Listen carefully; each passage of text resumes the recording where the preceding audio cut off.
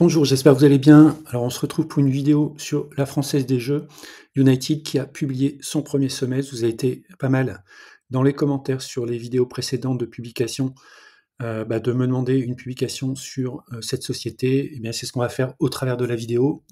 On démarre avec un avertissement. Je ne suis pas conseiller financier. Cette vidéo n'a pas pour but de vous proposer un placement financier ou un quelconque conseil d'achat, mais uniquement un but pédagogique et de partage. Vous restez responsable de vos investissements. On va aller directement sur les résultats du premier semestre 2025 par rapport au premier semestre 2024. Alors, il ne faut pas trop regarder ici la variation en pourcentage sur les deux semestres publiés, hein, puisqu'il y a eu le rachat notamment de Kindred et l'intégration de son activité dans le chiffre d'affaires global.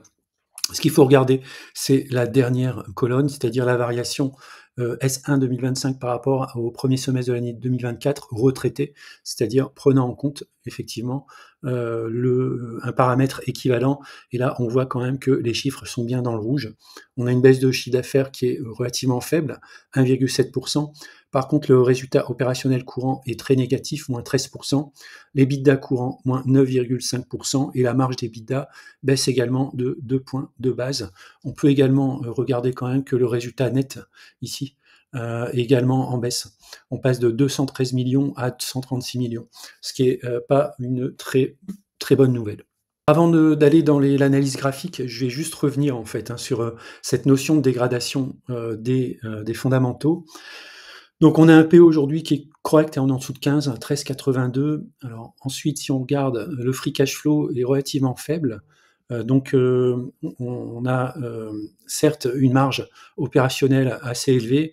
Par contre, moi, ce qui me gêne quand même sur Française des Jeux, c'est qu'on a actuellement un payout ratio qui est très très élevé.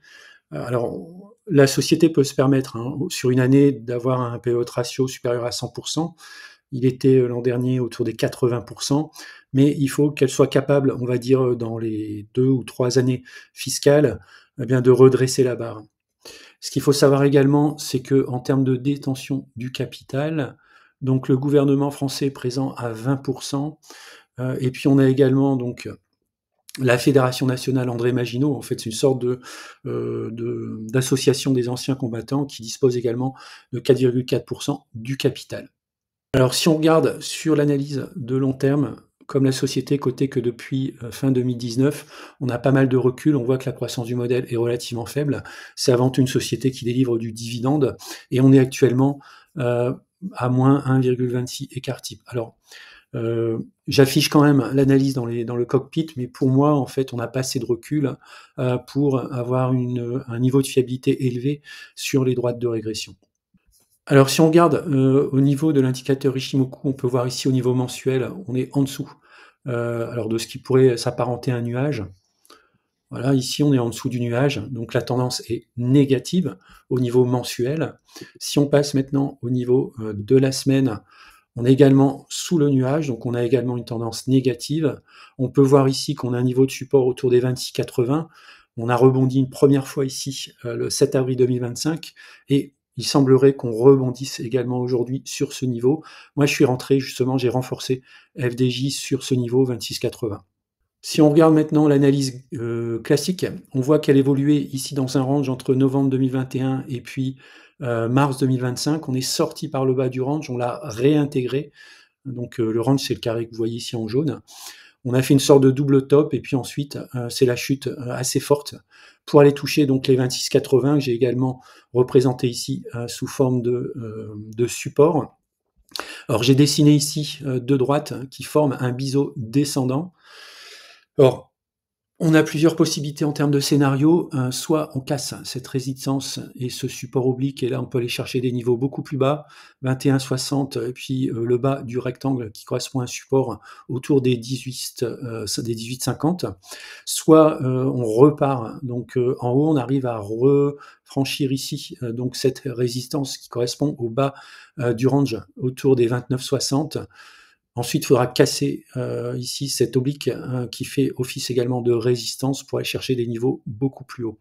Donc on est quand même dans une zone un peu d'incertitude, selon moi, au niveau de l'analyse graphique.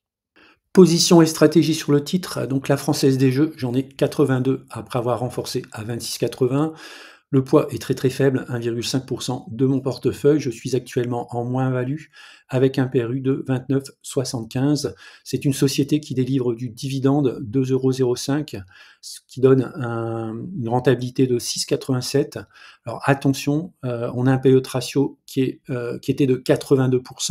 Si la société veut maintenir ce niveau de PE ratio et si les fondamentaux ne s'améliorent pas avant la fin de l'année, il faudra quand même être vigilant. Alors soit, ce qui est tout à fait possible, hein, elle peut passer au-dessus des 100 de payout ratio si elle veut maintenir le dividende au moins au niveau actuel.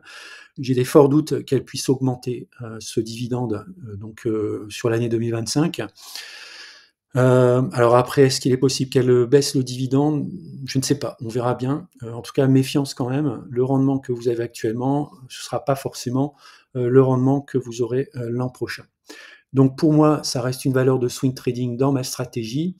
Une dégradation des fondamentaux avec un payout qui est quand même très élevé. C'est 6,89 sur mon PRU en termes de rendement.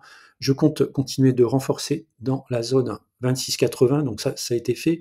Puis éventuellement sur les deux zones que j'ai indiquées, 21,60 € et 18,60 €.